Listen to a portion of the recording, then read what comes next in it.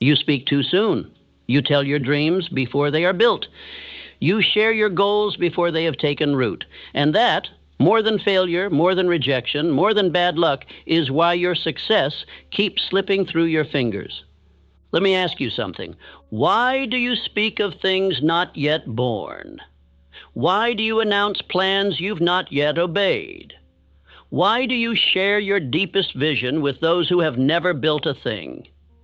This speech will give you the answers you've been missing.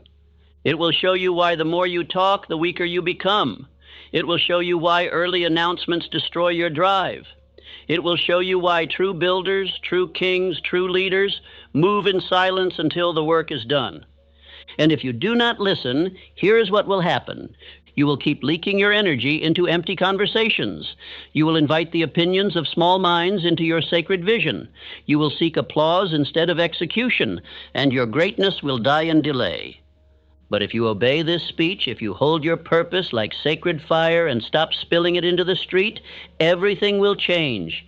You will begin to build with rhythm. You will protect your power. You will multiply your belief. You will finish what you start, and no man will question you because your results will speak louder than any words ever could. So now I ask you, do you want results or reactions? Do you want a harvest or more empty conversations? Then stop telling the world what you're going to do. Sit down, stay silent, and let this speech plant the law within you. You speak too soon. You spill the seed before the soil is even ready, and every time you do, you weaken it. The world has taught you to declare your plans before you've built the man required to fulfill them. But I tell you now, the most powerful men in history did not shout what they would do. They moved in silence, they walked in law, they obeyed structure. Speech is sacred. It plants instruction in the subconscious. Every word is a builder or a destroyer. And when you speak of things not yet complete, when you boast about visions not yet forged in fire, you scatter your force like chaff in the wind.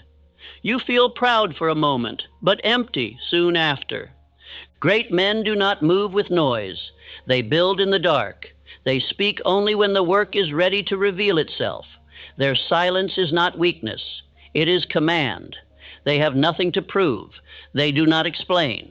They execute. Abraham Lincoln spent his nights writing alone, unseen, hated by many, but unmoved by noise. John D. Rockefeller planned in quiet corridors. He told no one until the acquisition was sealed. Edison lit the world after years of failure, mockery, and experimentation, never seeking applause before the results. Henry Ford assembled a revolution in systems before most could even imagine it. Each of these men held their purpose in sacred silence until it spoke for itself. And now you must learn the same law. You must learn to seal your mouth when the plan is still forming. You must stop asking others what they think and start asking your own soul what must be done. Do not speak for applause. Speak only to the mind that obeys. Speak only to the aim that demands fulfillment. This speech will teach you 8 laws of purposeful silence. Why true kings speak rarely, why the successful do not announce, and why your greatest moves must be made when no one is watching. Your goal is not to impress, it is to build. Your aim is not to declare, it is to become. From this moment, you will no longer waste your words. You will no longer expose your vision to the wind. You will speak your aim to yourself with thunder and repetition, but you will not tell the world. You will plant your thought in the subconscious and obey it with daily action. Say this with me. I keep silent until my work is law. I do not explain. I execute. You are not here to be seen. You are here to become undeniable. Now let us begin. Let us protect the aim. Let us sharpen the silence. Every man who rises must begin with order, not words. He must first build the structure before he speaks of the vision. The reason most never rise is not because they lack power, but because they give it away through premature speech. They tell their plan before it is rooted. They announce their goal before it is written.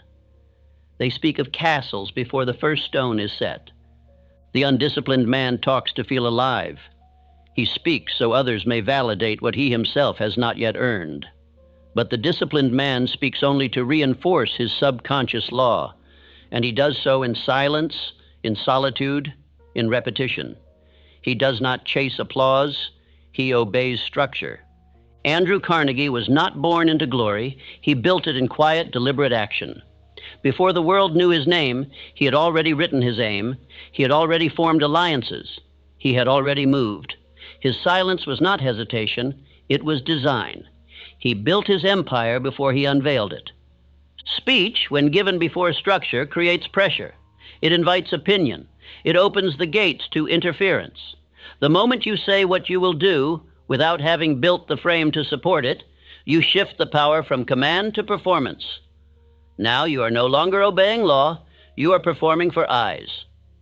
When you speak a thing that has not yet been shaped in thought and forged in action, you invite resistance. Not resistance that builds you, but resistance that confuses you.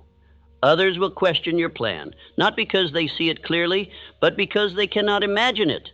And you will begin to question yourself, not because you lack ability, but because you gave too much voice to the unqualified.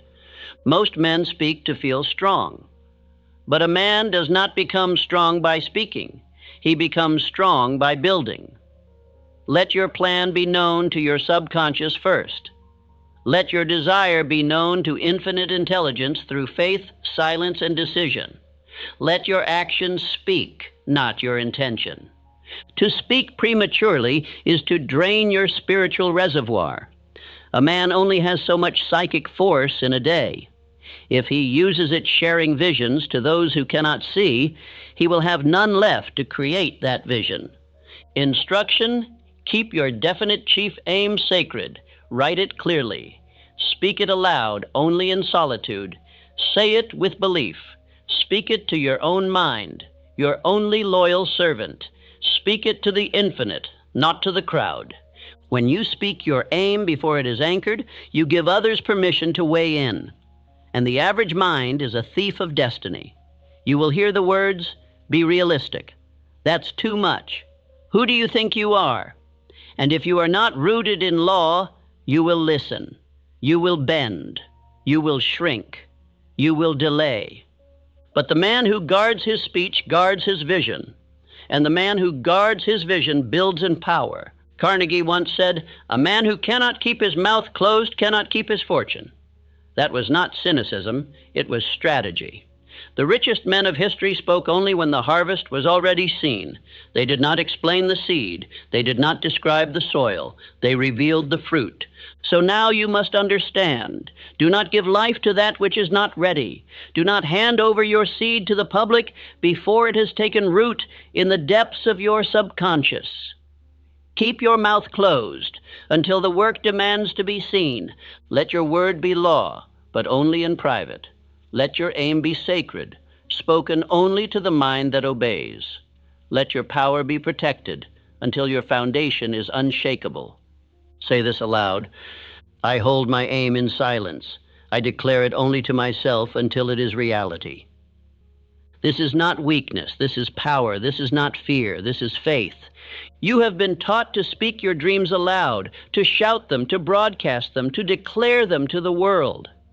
But that teaching is not law. It is not rooted in understanding of the subconscious mind. For the subconscious does not obey the public voice. It does not respond to applause. It obeys only the inner command, the repetition spoken in solitude, charged with emotion, sealed with belief. Most men do not understand this. They think if they talk about their plans, they are more likely to do them. But I have seen the opposite. The more a man talks, the less he builds. The more he announces, the less he finishes. The man who speaks without structure is a slave to mood.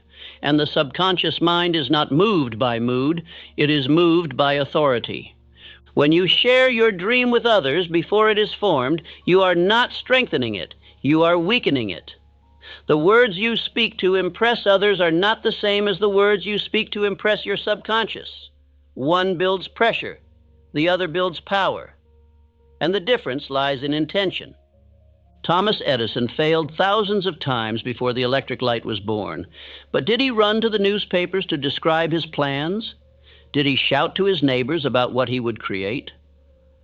Number, he repeated it within.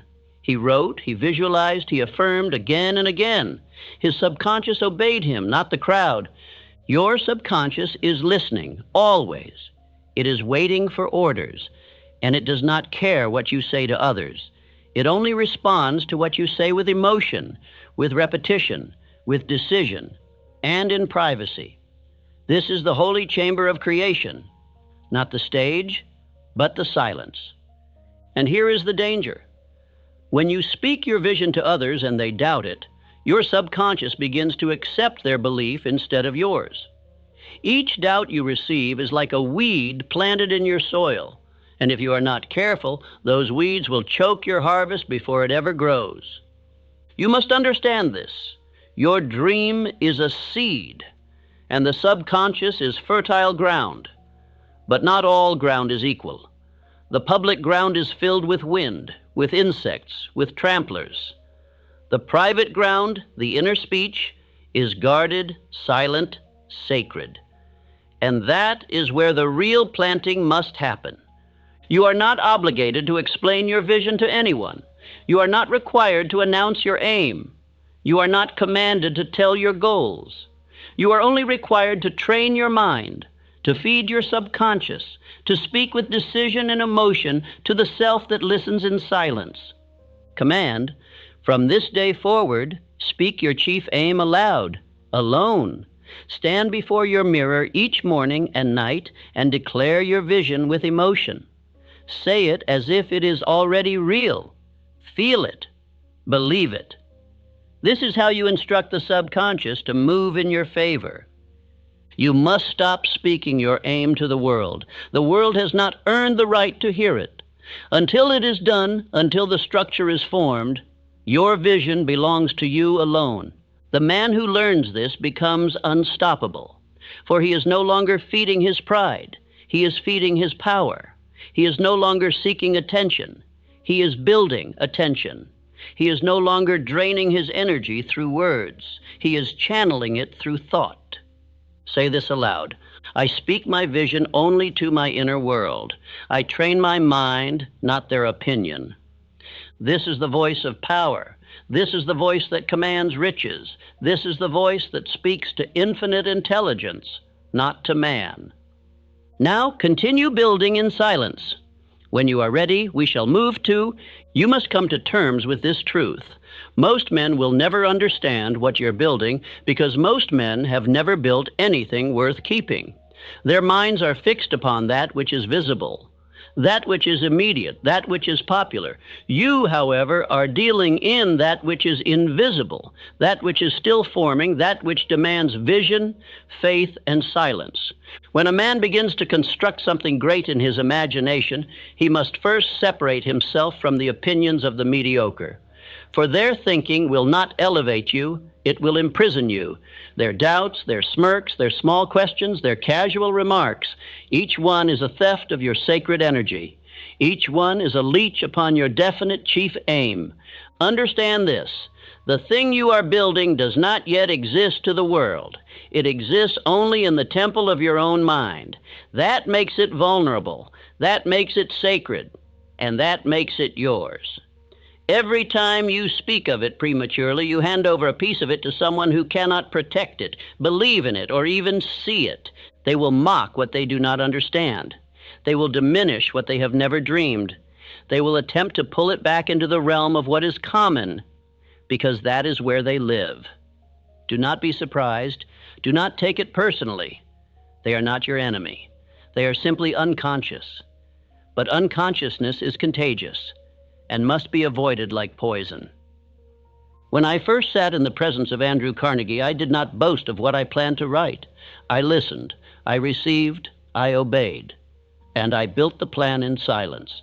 It would be 25 years before that vision would reach the public. 25 years of building the foundation in secret. Had I spoken too soon, had I shared with those who were not ready to receive it, I would have been laughed into retreat. Most men believe only after the evidence appears, but the builder must believe before there is any sign, before there is any result, before the first stone is laid. The builder sees the end from the beginning. He speaks not of it, but walks in it day and night. That is why he must be silent, not because he fears the world, but because he respects the process. When the great Thomas Edison was laughed at for his hundreds of failed attempts, he did not explain himself to every critic. He continued his experiments in silence, under the law of persistence. He understood the divine truth. The world does not reward talk. It rewards results. And results come from silent effort, not noisy promises. Henry Ford did not announce his automobile in the marketplace of public opinion. He built it in solitude. He made decisions that were ridiculed by the so-called experts of the day. But he trusted his imagination more than he trusted their facts. And now the name of Ford is known in every land, while the names of his critics have vanished into dust. Ask yourself this: do you want the satisfaction of being seen building it, or the reward of actually finishing it? Do you want applause now, or ownership later? You cannot have both. You must choose. Either you will harvest premature attention, or you will reap permanent success. One is shallow and soon forgotten. The other is eternal. The greatest mistake you can make in the early stages of your plan is to seek understanding from those who do not walk by vision. They will inject you with their doubts. They will load your mind with their worries. They will frame your dream in the narrow dimensions of their own failure. And if you are not spiritually fortified, you will listen. You must guard your vision as a farmer guards his seed. It must be planted deep in the soil of your belief, watered daily with thought, faith, and action, and protected from the scavengers of public opinion. Do not expose your plan to the cold winds of casual conversation. It will wither. It will die. And no one will mourn it but you. Say nothing. Do everything. Build in silence. Finish in power. Let your success be your explanation. Let your results be your reply. Let your legacy speak on your behalf. For nothing commands respect like results, and nothing kills momentum like too much speaking. You do not owe the world your explanation. You owe yourself your transformation. You owe your vision the respect of silence, and you owe your future the dignity of completion. This is not arrogance. This is obedience to spiritual law, the law that says, energy grows where attention flows, and attention, like energy, must be conserved. Write this down. I do not need to explain what I'm doing. I only need to keep doing it. Say it again. I do not need to explain what I'm doing. I only need to keep doing it. Say it again. I do not need to explain what I'm doing. I only need to keep doing it. Repeat this until it burns itself into the back of your mind, until you feel the armor of self-command wrap around your spirit. You must not open the door to those who knock with curiosity but offer no belief. You must not reveal the blueprints to those who bring no tools. You must not seek the approval of those who have not built anything of value in their own lives. To do so is to water weeds while your own garden starves. The greatest minds in history, Lincoln, Edison, Carnegie, Rockefeller, each had a period of silence before their ascent, a period when no one believed, no one supported, no one saw. That is the price of greatness. That is the cost of originality. That is the fire in which all true builders are forged, and you too must pass through it. You must become deaf to doubt, blind to distraction, and indifferent to applause. You must become possessed by purpose, married to discipline, and addicted to execution. You must act as if the world cannot stop you, and because it cannot. But you must not speak as if you are owed anything, because you are not. You are owed nothing but the right to pursue, the right to labor, the right to build. And even these rights demand a price: silence, solitude, and self-mastery. If you pay the price, you shall gain the prize. But speak too soon, and you shall lose both, the prize and the peace. Let your silence become your weapon. Let your silence become your shelter. Let your silence become your prayer. For in the silence you will hear what the noise of men cannot offer, the voice of your own destiny, speaking softly but clearly. Build it. Keep going. Do not stop. And tell no one until it is done. Repeat these affirmations. I build in silence. I do not explain, I complete. I do not announce, I act. I protect my plan with discipline. I finish what I begin, and I tell no one until it is done. Say them aloud, morning and night, in your chamber, in your walk, in your work. Speak them until your subconscious accepts them. For once your subconscious accepts them, your results will follow. Let the others chase attention. Let them drown in explanation. You will rise in silence. You will move in certainty. You will strike in precision. And when the moment is right, when the work is done, when the structure is complete, you will reveal it, not with words, but with triumph. That is the law. That is the way. And that is why you must remain silent until it is done. You must learn to guard your inner world as you would guard your fortune. For in truth, your mind is the birthplace of your fortune. A single careless word can leak the oil from the lamp of your imagination. And when that oil is gone, so too goes the light by which you build. Silence, then, is not just caution, it is power. Silence is your shield. It is the fortress around your idea until that idea has earned its right to exist in the world. The moment you speak your plan aloud to idle ears, you invite doubt to enter. You give critics permission to intrude. And worse, you give way to the devil of vanity, who tempts you to feel as though the saying of the thing is equal to the doing. It is not. The world never rewards the dreamer who merely talks. It rewards the doer who works in silence and reveals his fruits only when the harvest is complete. Men of great achievement have always been men of great secrecy. They speak in deeds, not declarations. Consider the builder of the pyramids, the inventor in his laboratory, the founder who labors in obscurity until his enterprise is too large to ignore.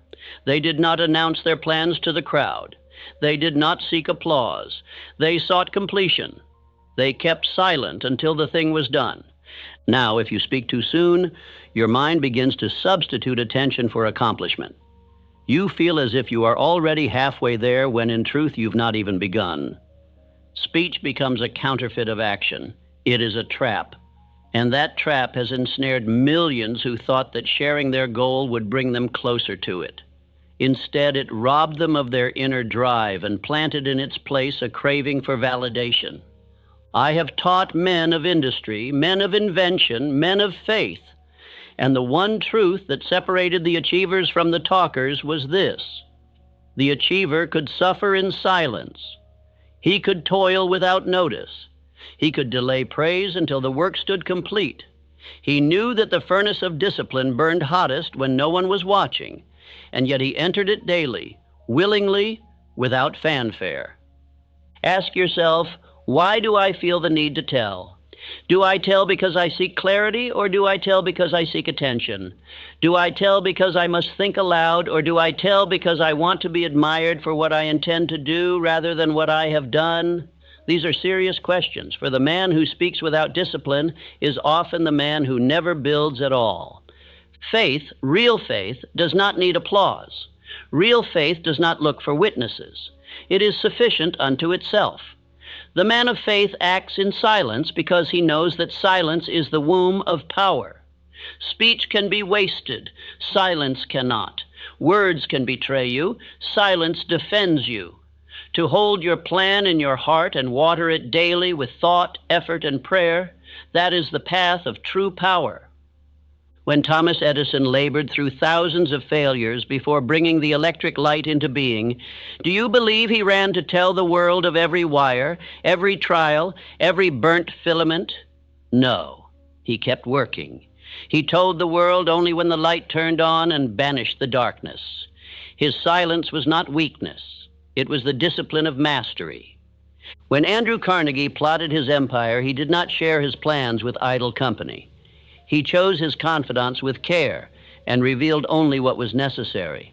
The rest he kept locked within a mind-trained indefiniteness of purpose. He knew that in silence lies protection, from theft, from discouragement, from distraction. A man who tells too much risks losing everything to those who did not earn it. There is a sacred law I have come to know. Speak only when speaking advances the cause. If your words strengthen your decision, speak them in private to yourself. If your words dilute your resolve, keep them unsaid. The world does not need your intention, it needs your execution. Keep your intention private until it can no longer be hidden because of the greatness of your results. And let me tell you the great tragedy that befalls those who violate this law. They reveal their plans, receive premature praise, and fall into rest. Their imagination grows weak. Their faith is satisfied too early. And when resistance comes, as it always does, they have no reserves to draw upon. Their work dies halfway. Their promise withers. Their dream is buried in the graveyard of spoken but unfinished intentions. But you, yes, you who listen, must not fall to this error. Let your silence become your sword. Let your stillness become your furnace. Let your quiet resolve outlast the noise of the world. There will be those who ask what you're working on. Smile, nod, say nothing. Let them wonder. For every question you do not answer, your power increases. Every time you restrain your tongue, your will becomes sharper. Write your purpose, burn it into your mind, repeat it aloud to yourself each morning and night, but speak not of it to the curious or the doubtful. Do not cast the pearl of your aim before those who cannot understand it. Let your silence become your prayer. Let it become your shield against the noise, the judgment, and the distraction of the world. Let this be your affirmation. I speak only when it strengthens my faith. I remain silent when it protects my power. I tell no one until it is done. Every man who ever built something of lasting value learned to suffer the weight of isolation. But in that isolation, he forged greatness. He became immune to mockery, hardened to delay, and faithful to his definite chief aim. Silence was his sanctuary, and it must become yours if you would rise above the crowd of dreamers who speak and do nothing. Speak with your actions. Let your labor declare your plan. Let the sound of your effort become the music of your life. And when you emerge, complete, victorious, unbreakable, then and only then shall your silence turn to a roar. Until then, hold your peace. Guard it as you would guard your treasure. Let others waste their breath. You build in silence, and the world will soon be forced to listen. Great men act before they explain. They build in silence and speak only when the structure stands. The man who talks before he moves seeks approval. The man who moves before he talks seeks dominion. Words are wind until the deed is done. Let the weak announce themselves. Let the builder construct in secret. This is the law. Motion before declaration. Action before explanation. Rockefeller moved with quiet force. He acquired refineries without broadcasting his intent. He built networks behind closed doors. While others spoke of dreams, he was busy building empires. And when he finally spoke, it was not theory, it was fact. He who talks before moving exposes a crack in faith. He is seeking applause in place of action. But he who acts needs no confirmation. His confidence is in the law, not the noise. Every time you share your plans, you invite resistance. The subconscious mind begins to think it has already succeeded because you celebrated too early. This false reward dilutes your force. It creates comfort where there should be drive. Speak of your vision only after the work is undeniable. The path must be walked before it is shown. The machine must run before it is revealed.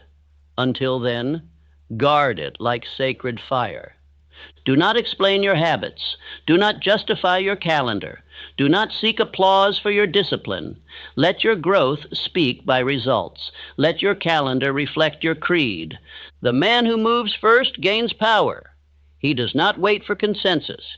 He does not require agreement. He builds step by step, stone by stone, without need of recognition. And one day, his structure stands while others are still debating.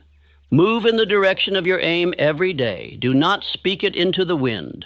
Speak it only to your mind, your will, your spirit. Let the outer world observe once it is done.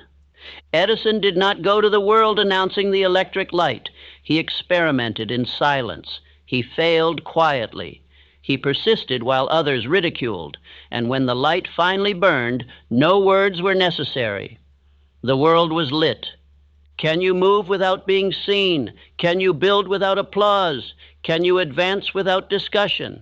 That is the test of power. Men of noise often stall. They exchange their strength for storytelling. They feed their self-image with imagination rather than action. But law does not obey image. It obeys work. Law respects structure. When you take daily action toward your vision, you affirm belief. When you announce that vision before it is ready, you gamble your strength on opinion. Work in silence. Refine your plans in solitude. Fortify your aim through action. And when your actions have built the structure, then let it speak. No man argues with results. The work you do in secret becomes the force you carry in public. The repetitions, the silence, the strategy. They build a reservoir of inner certainty. When you finally speak, you speak as one who has conquered. Most men reverse the law. They speak early and act late. They announce loudly and execute faintly. Their confidence is rented, not earned. But the builder walks in the opposite direction. He starts early, he speaks little, he acts repeatedly. And one day, when the world looks for the source of power, they find it in him. Your confidence must not come from praise. It must come from progress. Build in secret. Plant in silence. Water with discipline. And let the harvest reveal the truth. Repeat this aloud. I act first, I speak last. I let my work reveal my law. Let this become your creed. Let this become your rhythm. Let this protect your vision from theft, from weakness, from premature praise. And if the world asks what you are building, say nothing, smile. Keep building. They will see soon enough. Failure begins not in action, but in idle speech. The man who speaks without completion betrays his vision before it has strength. He weakens his own foundation with the noise of opinion, the weight of doubt, the trap of approval. Every time you voice your aim to those who do not understand it, you risk surrendering it. Their confusion becomes your conflict. Their doubt becomes your distraction. You absorb their uncertainty until it becomes your own. Men are too quick to seek counsel, but not all counsel is wise. Not all ears are worthy. Not all questions are honest. And not all smiles are sincere. I did not reveal my purpose in writing Think and Grow Rich to the world before it was born. I knew what would happen. They would call it fantasy. They would call it ambition without proof. They would ask for guarantees. And if I had listened, I would have doubted. I would have quit. The book would not exist. You must understand, some men are not malicious, but they are fearful, and their fear is contagious. Their worry is dressed as logic. Their doubt is spoken in the language of care, but it poisons just the same. The man who repeats his aim only to his mastermind, he is wise. He understands the sacredness of purpose. He does not expose it to the winds of common talk. Speak your goal to those who are building their own. They will strengthen you. But keep it from the idle, the uncommitted, the drifting, for they will drag your vision into the mud of uncertainty. Remember this. Many great failures began with a simple conversation, a word shared with the wrong ear, a doubt accepted from the wrong mouth. The enemy is not always outside. Often it is the echo of what you allowed others to say to you. What is spoken cannot be unspoken. What is heard cannot be unheard. So protect your mind, shield it, guard it like a fortress. Every word you allow in becomes part of the soil from which your thoughts grow. Say this aloud. I protect my purpose with silence. I do not share with those who do not build. Rockefeller built empires quietly. He chose his counsel with surgical precision. He knew that even one voice of uncertainty could slow his momentum. You must become like this, ruthless in your protection of the seed. Ask yourself, who have you told your aim to? Did they build it, or did they challenge it? Did they water it, or did they cast shadow over it? You must never feel guilt for keeping your purpose sacred. You must not explain yourself to the unqualified. Your vision is not a topic for debate. It is a decree.